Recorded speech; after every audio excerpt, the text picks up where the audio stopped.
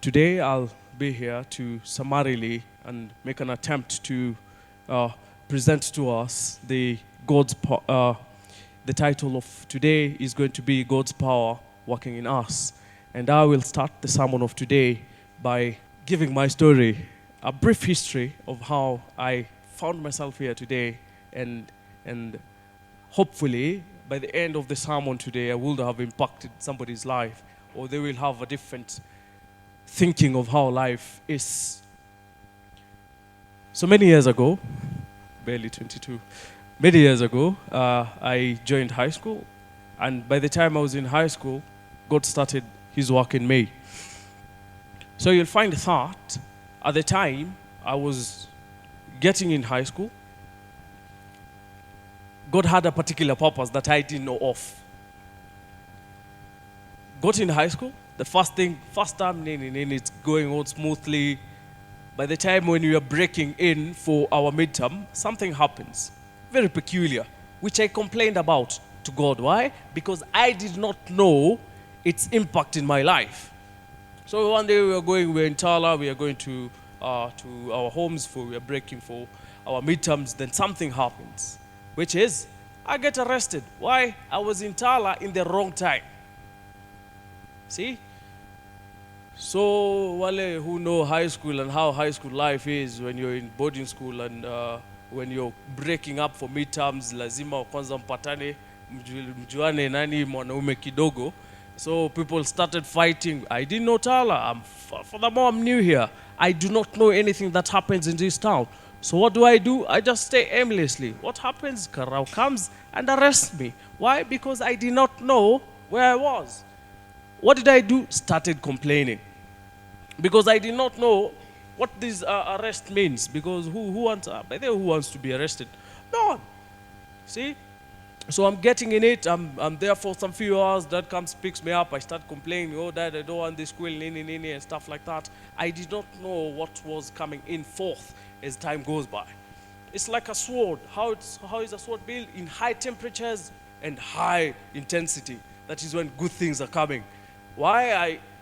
It's just how part of life is. If you look at these roses that are looking lovely here in front of us, they all have thorns in them. Have you ever noticed? So meaning nothing good ever comes from a place that is full of comfort.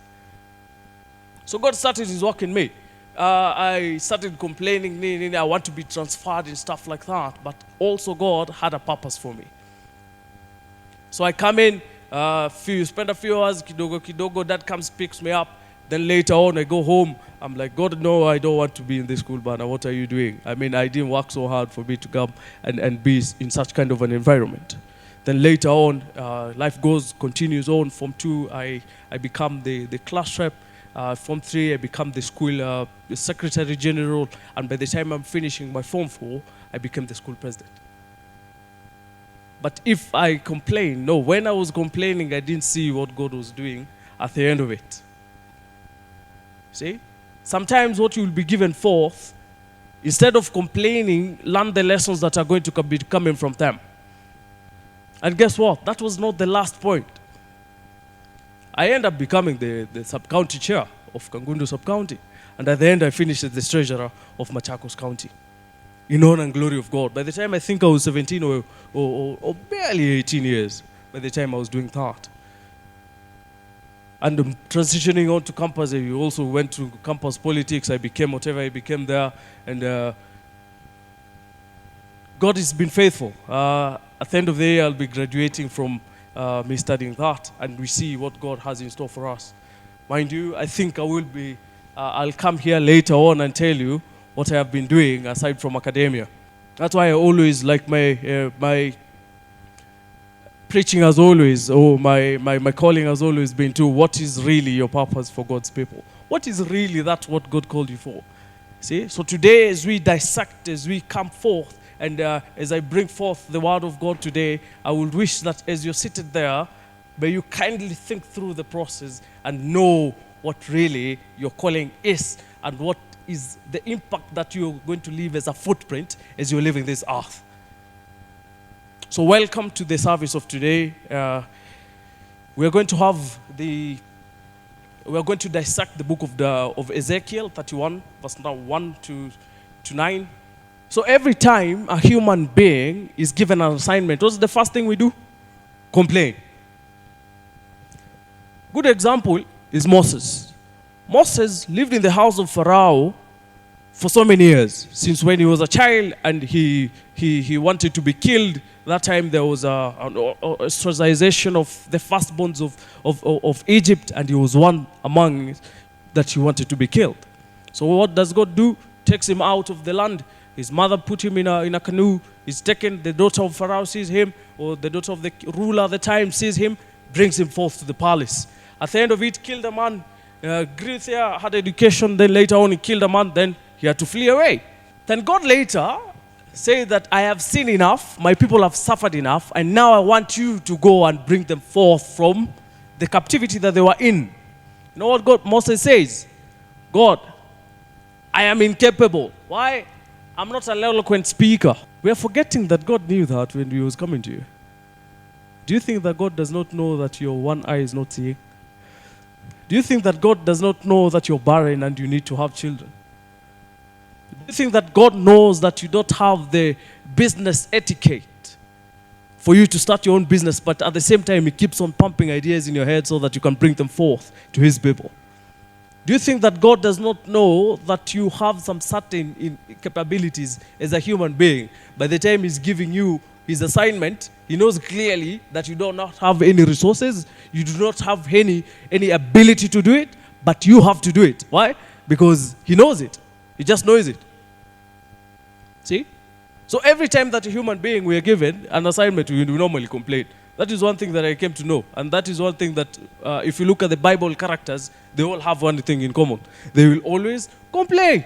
So moving forward, so we are going to, as we are going down, I'll go down the scriptures, mpaka ya mwisho, so that we can be able to have the word. So first lessons that we are going to learn from the book of Ezekiel is the Lord's Spirit will deliver you in the hands of your enemy, or plagues or misfortunes himself. By his own will, you will be given forth in your enemies. Sometimes we like complaining a lot. We are human beings. That is how we are cut out. And he knows. That's why he says he knows how our hearts are. So first thing we do, God will deliver you in the hands of your enemies, or in the front of your misfortunes. Even if you weren't prepared for them, he will do it. So you shouldn't be complaining anymore that, God, I have some certain inadequacies, or I'm not eloquent enough, or I'm not tall enough, or I'm not short enough, or I'm not beautiful enough, or I'm not handsome enough, or I'm not eloquent enough for me to bring forth his anointing here on earth. He knows that, and he knows clearly that he will deliver from that. As we shall be seeing forth, the scriptures go down. So the Lord's Spirit will deliver you in the hands of your enemies. Secondly, he will lead you in it. See how funny that is. I deliver you in front of your enemies, then I promise to deliver you in them, or guide you in them. Is it an oxymoron or something? I think it's supposed to be bad, but he makes it good in the process of it. Nothing good comes from comfort, and in comfort, that is where nations fail. Look at human history. Every time that there was comfort, chaos was there. So God is saying that he will lead you in it. So he has delivered you in the hands of your enemies. You will choose if you're going to fight the battles or you're going to live. And remember, if you quit, then you're a failure. You lost the battle. But God is faithful to us. That's why he's saying he will lead you in it. In the intensity of the situation, to get acquitted. He is going to provide all the provisions that you will be requiring in the process of the battle. Thirdly, he will test your faith so that it can be proven. That is why he tells Ezekiel, do you see the bones in this valley? Do you see that they do not have life? It is you this morning, you've woken up, you're going to your business, or you're going to your place of work, or you're going to whichever place that God has called you in. I do not know, or I may not be privy to. But I assume that every morning you wake up to something, whether it is in your academics, whether it is in your in whichever sphere of this country that you're in. So Ezekiel comes to this valley of the shadow of death, sees boneless, and God asks him, what do you see? He says, God, maybe you, because I look upon you, you tell me, what am I supposed to be saying? Then God tells him, can this have life? Now he's testing him to see if he has faith, or he has enough faith to be proven. He will test it. Luckily, he answered this correctly. And God then moves forward and says, now he reveals himself. He reveals himself in form of a breath and grants you the mandate to speak. So a prophecy is made. The breath, remember in the Bible, a breath is the spirit form. That's why when a human being was created, you'll find that God breathed life in him. Meaning the Spirit of God was released to the human being through breath. So every time a breath is mentioned in the Bible, you'll find high likelihood that it's the Spirit of God being released. So a prophecy is made to the bones, that you bones, you shall have flesh, you shall be sewn together, and life will be in you. So after that, then Ezekiel realizes that, but everything is okay, but there is no life in them. Then he goes to God and says, like, there is no life. Then God says, make a prophecy. So a breath came and life was given. We shall see what it means at the end of it. So after that, when a prophecy was given, a miracle appears. The flesh returns to the bones, and it comes with a witness. Ezekiel was there to witness it, that indeed what was written is there. And I have seen what God can do. So after a miracle is done, you'll find that the flesh returns to the bones. Secondly, a witness has to be there. That is Ezekiel. Thirdly, a sign of life was evident, but no life yet, until Father gave more instructions to breathe upon the four winds so that they can have life. God has a way of making him be known where we think that he cannot be known. Whether we like it or not, he has to find a way of improving himself. And we have seen that in so many places that he has endowed us to be in the places of this earth. And I don't know the correlation of God and four winds, four rivers in the Garden of Eden. Now here he talks about four winds to bring forth life. We have 4 seasons. That is the summer, autumn, spring, and winter. He's a God of 4. There's something about 4.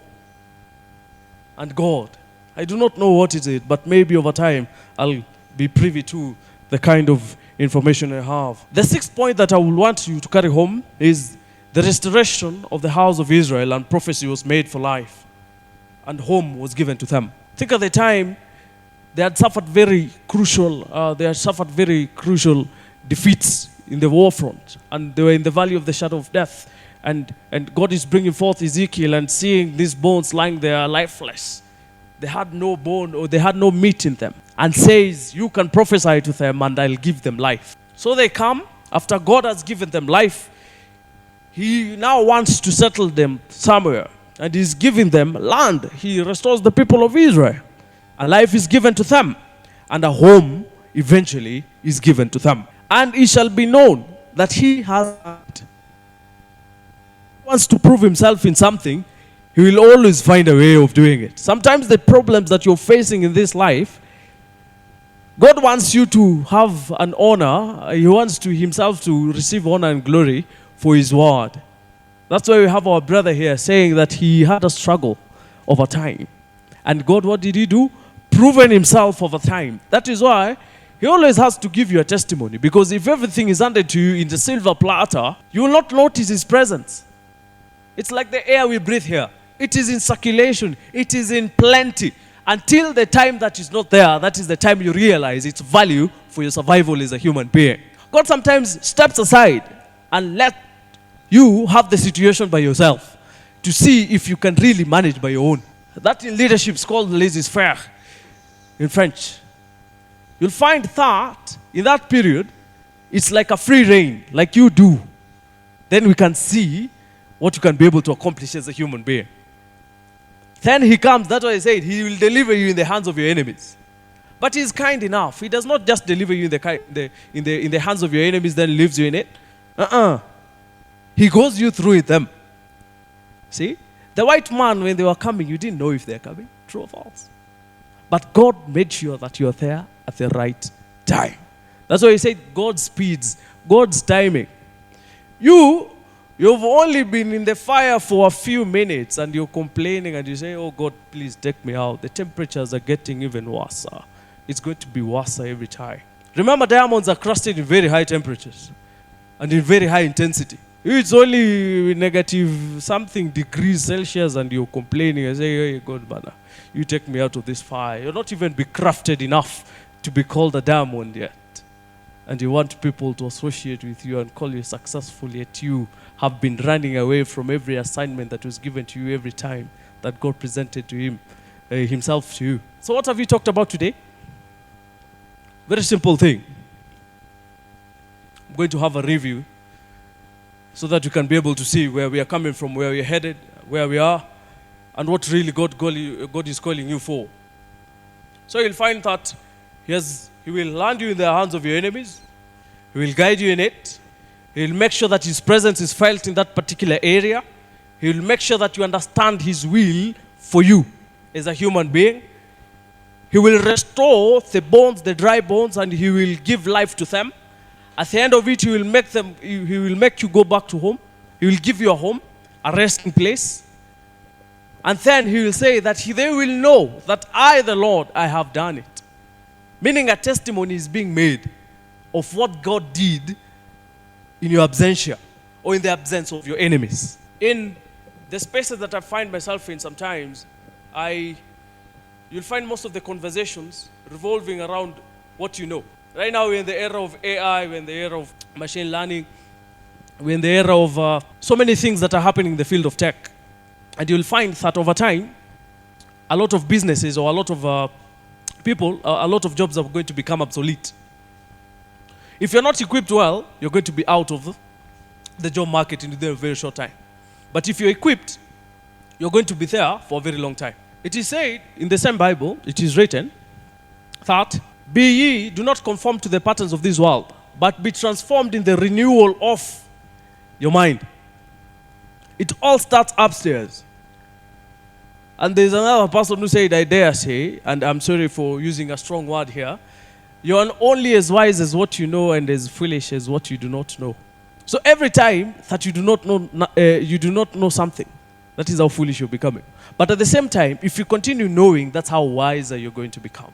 We have grand challenges and grand opportunities in front of us. We have tourism, we have hospitality, we have women empowerment, we have so many things that are coming forth. We have regional integration. We have all of these things that if we are not prepared ourselves adequately, we are going to be losing out. Agriculture is also another space that people are going to, our countries are putting so much money in them. And you're not clearly aligned to such kind of an economy.